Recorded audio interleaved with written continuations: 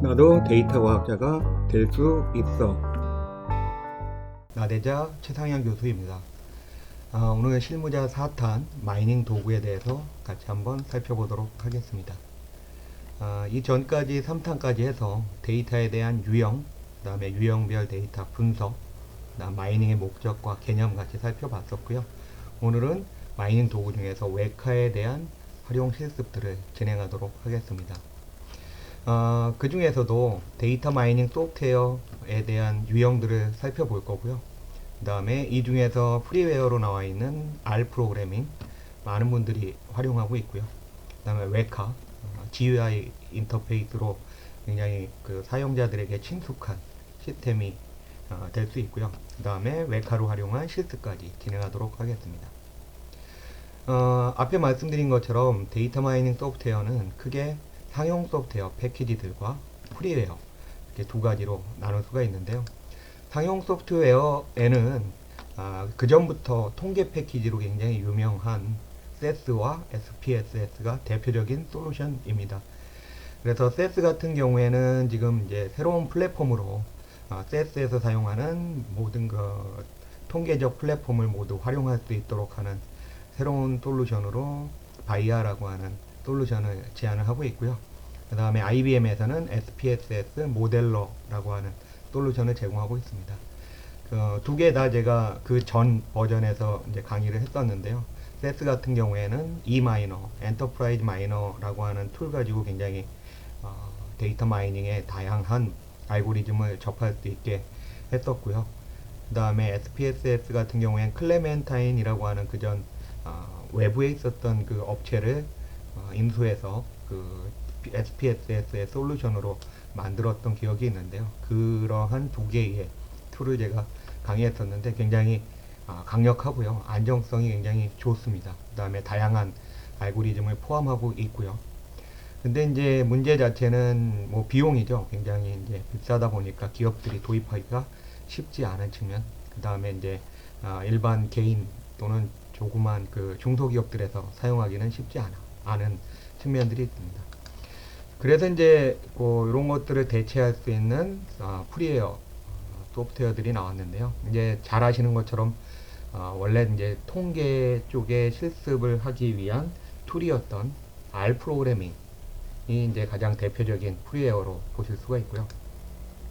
두 번째는 이제 웨카라고 해서 웨카라고 하는 툴도 자바 기반으로 만들어진 상당히 강력한 툴인데요. 이제 이 웨카 자체도 굉장히 좋은 게 그 플랫 파일들, 텍스트 파일들을 그대로 활용할 수 있다라고 하는 장점과 안에 있는 알고리즘을 갖다가 프로그램으로 자바 프로그램으로 콜해서 쓸 수 있는 그런 장점을 보유하고 있습니다. 그 다음에 이제 또 하나가 엑셀 마이너라고 하는 그 플랫폼이 있는데요. 엑셀 마이너는 요것도 제가 이제 강의를 했었는데요. 엑셀 마이너 같은 경우엔 엑셀에 어떤 애드인으로 메뉴가 하나 생기는 프로그램이었는데, 이게 이제 프리웨어였다가 지금은 뭐 일부 버전들에 대해서는 프리웨어로 지금도 쓸 수 있는데 조금 이렇게 상용화가 돼서 사용이 되고 있는 툴이고요. 그래서 저희가 주로 검토하게 될 거는 웨카를 주로 보게 될 거고요. 그 다음에 이제 제가 향후에 이제 전문가 과정에서는 R 갖고도 프로그램을 같이 한번 설명하는 기회도 가지려고 하고 있습니다.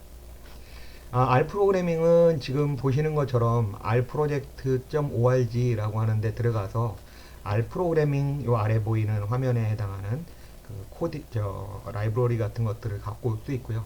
그 다음에 화면 인터페이스 측면에서는 R 스튜디오를 같이 깔아야 되죠. 그래서 이 R 프로그래밍과 R 스튜디오를 같이 깔아서 사용해야 되는 프로그램이고요.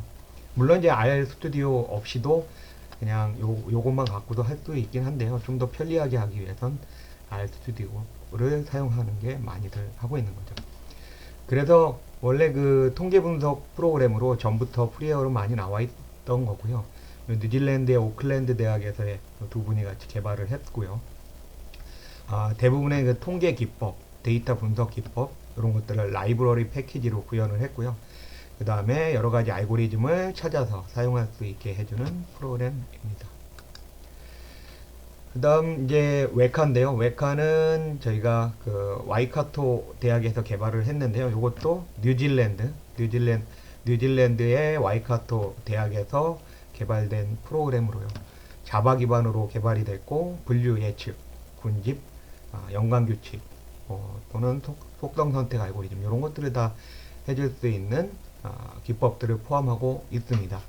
이 그림에 잠깐 보시는 것처럼 비주얼라이즈 같은 기능을 통해서 여러 가지 그 데이터 간의 관계, 안에 있는 필드들 간의 관계를 살펴볼 수 있고요. 기본 파일은 ARFF 파일을 취하지만 실제로 CSV나 XLS 등의 다양한 형식들도 사용할 수 있고요. 요 설치는 여기에서 다운로드가 가능합니다. 그래서 제가 이제 같이 웨카를 갖고 실습을 해볼 건데요. 크게 전처리 부분, 그 다음에 실제 알고리즘을 돌리는 부분, 이렇게 두 가지 큰 파트로 나누어서 보도록 하겠습니다. 그래서 지금 앞에 봤던 게 전처리 화면이고 지금 보시는 게 알고리즘 적용 화면입니다. 그래서 전처리 부분에서는 데이터를 불러오는 역할, 그 다음에 데이터의 변환 같은 것들, 즉 예를 들면 이제 수치형 변수를 범주형으로 바꾼다거나 아니면 범주형 변수를 수치형으로 바꾼다거나 하는 식의 여러 가지 변환들을 진행을 할 수가 있고요. 그 다음에 이러한 변환 처리가 된 데이터를 가지고 클래시파이라고 하는 메뉴에 들어가면 지금은 이제 선형 회귀 분석을 돌린 예시를 보여주고 있는데요. 이와 같은 여러 가지 알고리즘을 선택해서 돌릴 수 있는 부분을 포함하고 있습니다. 여러분하고 같이 그 실습을 해볼 데이터는 서울 매매가 2016이라고 하는 데이터를 가지고 해볼 건데요. 이 소스는 국토교통부의 부동산 통계정보 시스템에서 데이터를 가져왔고요. 원래 있었던 오리지널 필드들은 시공구 정보, 단지명, 전용 면적, 계약일, 거래 금액, 건축 연도 이런 데이터들이 있었고요. 근데 이 데이터에서 저희가 약간은 변환을 해서 트랜스폼을 했는데요. 변환을 한 게 뭐냐면 추가를 하고 변환을 했는데요. 추가한 데이터는 그 서울에 있는 특별 그 해당 동에 해당하는 인구, 그 다음에 동별로의 초등학교 수, 동별로의 중학교 수를 저희가 데이터를 같이 가져왔고요. 그래서 합쳤고요. 그 다음에 구별로 범죄 건수, 범죄 건수 같은 경우에는 동별로 주어지지 않고 구별로 주어지기 때문에 그걸 갖고 왔고요. 그 다음에 한강이 얼마나 가까이 있느냐라고 하는 근접성. 근데 이게 가까이 있느냐 보다는 한강 근처에 있느냐 아니면 한강에서 멀리 떨어졌느냐 라고 하는 것들을 같이 적용을 했던 데이터고요. 그래서 지금 엑셀에서 한번 그 데이터를 한번 보시면 지금 어드레스 나오고요. 그래서 지금 서울에 있는 전체의 단지들 숫자를 보시면 1902개의 데이터, 1902개의 데이터를 보실 수가 있고요. 그 다음에 이 구 정보 제가 이제 변환한 게 이게 어느 구에 속하느냐. 그래서 강남구, 그 다음에 또 내려가 보시면 강동구, 강서구, 강북구 등의 그 구를 저희가 이 전체의 데이터로 넣었고요. 그 다음에 디렉션이라고 하는 걸 넣었는데요. 디렉션은 전체적으로 동쪽이냐 서쪽이냐 남쪽이냐 이런 북쪽이냐 라고 하는 서울 시내의 방향을 넣은 거고요. 그 다음에 아까 얘기 드린 것처럼 그 동별로 여기 구별로네요. 이것도 구별 전체의 범죄자 범죄 건수들을 보여주는 거고요. 아까 이제 구별로 범죄는 제시가 된다 그랬죠. 그죠? 그 다음에 아까 얘기했던 것처럼 여기에 보는 엘레멘터리 스쿨, 미들 스쿨이 동별로 제공되는 겁니다. 그래서 요 7로 똑같은 이유가 요 특정 동, 개포동에 해당하는 초등학교의 수기 때문에 똑같은 숫자가 주어지고요. 또한 거기에 해당 동에 있는 상가의 개수, 그 다음에 여기 이제 학원 개수 이런 것들도 같이 집어넣습니다. 그 다음에 여기 이제 그 리버라고 하는 게 한강 근처에 있는 그 동이냐 아니냐 가지고서 제로원으로 범주형 변수가 되는 거죠.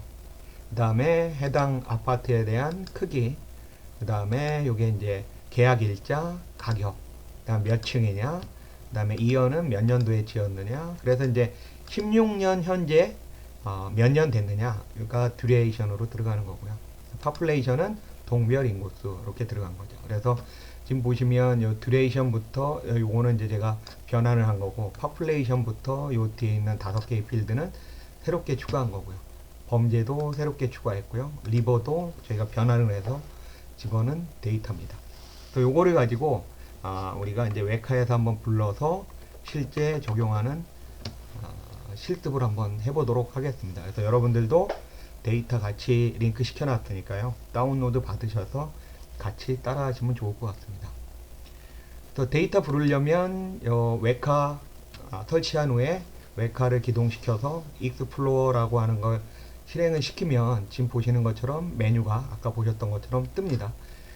프리 프로세스, 클래시파이, 클러터, 어소시에이트, 셀렉트, 어트리뷰트, 비주얼라이즈 이렇게 뜨는데요. 이게 이제 한글 자체가 잘 지원이 안 돼서 웬만하면 필드명들을 그래서 제가 좀 영어로 바꾼 건데요. 오픈 파일 하시면 제가 요 웨카라고 하는 디렉토리에 데이터들을 다 갖다 놨는데요.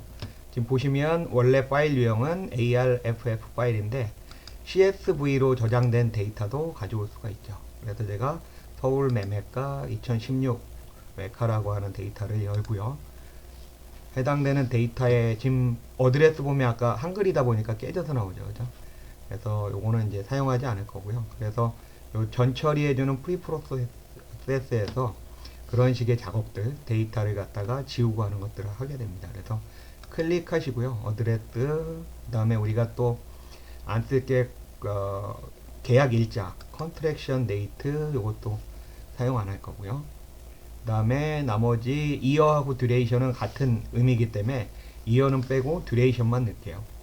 그래서 이렇게 3개의 데이터는 리무브 해주시면 13개. 근데 걱정 안 하셔도 됩니다. 이 3개 리무브 제거했다 그래서 데이터 자체가 날아가냐 그러지 않고요. 이 웨카 내에서 해당되는 필드를 고려하지 않는 거죠. 그렇죠? 그래서 지금 지금 보시면 오른쪽에 이 웨카라고 하는 툴이 전처리 툴에 여기에 어트리뷰트라고 하는 거에 내가 지금 불러온 데이터에 어떤 필드가 있는지, 그 다음에 실렉티드 어트리뷰트 오른쪽 보시면 여기에는 구별로 지금 카테고리 변수, 노미널 변수죠. 그죠? 강남, 강동, 강북, 강서 해서 전체적으로 숫자들이 나와 있어요. 그래서 전체 강남에 125개, 강동에 93개에서 쭉 보시면 25개 구, 중랑구까지 해서 전체 데이터들을 볼 수가 있고요. 그 다음에 디렉션 클릭해 보시면 디렉션 부분에도 보시면 라벨을 제가 서쪽, 동쪽, 북쪽, 그 다음에 요게 서쪽이네요. 그죠? 남쪽, 남, 동, 북, 서, 중앙, 센터, 중구나 이런데 그런 데를 표기하기 위해서 제가 C로 표현을 했고요. 그래서 거기들 별로 숫자들 나와 있고요. 노미널 변수로 잘 잡혀 있죠. 그죠? 그 다음에 범죄율, 이건 수치형 변수죠. 그죠? 수치형 변수로 전체 나와 있는 걸 보실 수가 있고요. 근데 이제 제가 구별로 데이터를 갖고 오다 보니까 서로 다른 값이 22개 밖에 안 된다. 이렇게 나와 있는 거죠. 그 다음에 강가에 있느냐, 그렇지 않느냐, 라고 하는 것들을 뉴메릭이 아니라 원래 이게 노미널 변수죠. 그래서 요거는 저희가 한번 그 전처리 부분에 요 수치형 변수를 노미널로 변환하는 작업들은 한번 진행해 볼 겁니다. 그 다음에 사이즈가 아까 평수 얘기한 거고요. 요게 이제 프라이스가 우리가 그 주택 매매 가격이죠. 그래서 요거를 예측하는 모형을 한번 만들어 보는 걸 실습을 해볼 겁니다. 그 다음에 플로어가 몇 층, 그 다음에 듀레이션은 전체 이 건축한 지 얼마나 됐느냐 라고 하는 거고, 파퓰레이션 요거는 이제 전체 인구, 동별 인구수라 그랬죠. 그 다음에 이게 이제 LSCH라고 되는 게 초등학교 숫자고요.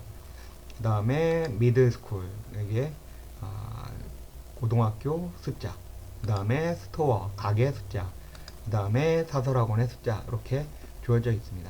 아까 얘기한 것처럼 리버라고 하는 것은 실제 수치로 주어져 있지만 이거는 범주형 변수거든요. 그래서 범주형 변수에 대한 트랜스폼, 변환을 해야 되는데요. 여기 필터에 추즈 누르시면요. 여기 필터 unsupervised 누르시면 어트리뷰트들에 대해서 여러 가지 변환할 수 있는 방법들이 있는데요. 여기 보시면 지금 뉴메릭으로 되어 있는 수치형으로 되어 있는 걸 노미널로 바꾸겠다라고 하는, 가보시면 해당되는 그 필터에 대한 설명이 나옵니다. 그래서 이렇게 하나하나 가서 여러분들이 이렇게 커저를 위치시키면 이게 어떤 기능을 하는지에 대해서 나오고요. 요거 클릭하신 후에 지금 보시면 이게 이제 뉴메릭 투 노미널로 바뀌신 걸 보실 수가 있고요. 여기서 클릭하시면 여기에서 또 설명이 나옵니다. 그래서 해당되는 필터에 대한 설명이 나오는데 모어 눌러 보시면 요거에 대한 사용법이나 옵션들에 대해서 쭉 나오니까요. 여러분들이 요거는 이제 영어 공부도 하고 그 다음에 툴에 대한 공부도 한다라는 셈치고 일단 한 번씩 자세히 읽어보시면 여러분들이 선택하는 것들을 어떻게 해야 되는지를 아실 수가 있는데요. 여기서 중요한 거는 이제 어트리뷰트 인덱스죠, 그죠? 그래서 몇 번째 그 어트리뷰트를 변환시킬 거냐. 지금 우리 지금 보면 리버가 몇 번인가요? 4번이죠, 그죠? 그래서 4번에 대해서 작업을 하겠다 이렇게 표시하는 거고요. 만약에 4번, 5번 하겠다 그러면 4,5 이렇게 넣고요. 4부터 6까지 하겠다 그러면 4-6 이렇게 넣습니다. 요거는 한번 여러분이 아까 제가 보여드렸던 모어 눌러서 그 사용법에 대해서 한번 보시면 될 것 같습니다. 4번 진행해 볼게요. 오케이 하시고요. 그 다음에 여기서 어플라이를 적용을 해야 4번에 대해서 리버가 지금 현재는 뉴메릭으로 0 또는 1로 되어 있잖아요. 근데 리버라고 하는 거를 어플라이를 콩 눌러 보시면, 그리고서 리버에 다시 가 보시면 노미널 변수로 바뀐 걸 보실 수가 있죠, 그죠? 그래서 강가에 있는 게 969개, 제로가 강가에 있지 않은 아파트가 932개. 이거 원래는 이제 제가 목적으로 했던 거는 우리 학습용으로 보면 미국의 모 보스턴 그 시에 있는 그 커뮤니티에 대한 예측을 하는 문제가 데이터 마이닝 책에 많이 나와 있는데요. 근데 거기는 이제 그런 그 보스턴 그에 있는 주택들이 강가에 가까이 있을수록 높은 가격을 형성하거든요. 그래서 우리도 과연 그런가를 한번 보기 위해서 제가 한번 적용을 해본 겁니다. 이렇게 보실 수가 있고요. 그 다음에 여기 말고도 이제 메뉴 중에 비주얼라이즈 같은 경우에는 마지막에 있는 거요. 지금 현재 데이터 간의 상관관계를 이렇게 아주 러프하게 보여줍니다. 그래서 여기 와서 분석하기는 쉽지 않고요. 통상적으로 제가 지난 3탄 2절에서 봤던 것처럼 정량적 변수 간의 관계, 정성적 변수와 정량적 변수 간의 관계를 상관계수나 조건부 확률로부터 여러분들이 충분히 검토해 보신 후에 오셔야 되고요. 그래서 여기 보시면 프라이스가 지금 아래로 내려가 보면 어디 있나요? 프라이스가 여기 있죠, 그죠? 그래서 지금 보시면 이 프라이스에 영향을 미치는 것들이 이건 뭐 클릭 한번 해서 볼게요. 그럼 자세히 보이잖아요. 첫 번째 있는 게 강남구인데 굉장히 높은 가격들에 있는 데이터가 주로 여기에 많이 몰려 있다는 걸 좀 보실 수가 있죠, 그죠? 그 다음에 요 노원이나 다른 몇 개의 데이터들은 조금 낮은 쪽에 있는 걸 좀 보실 수가 있죠. 그래서 어느 정도 어느 구에 있느냐라고 하는 지표가 상당히 중요한 역할을 할 수 있겠다라고 하는 걸 보실 수가 있는 거고요. 그 다음에 이 사이즈 보면 이거는 명확하죠, 그죠? 당연히 평수가 커지면 커질수록 매매가가 올라가겠죠, 그죠? 그런 상관관계를 보실 수가 있습니다. 그리고 요 클래시파이까지 한번 해볼 건데요.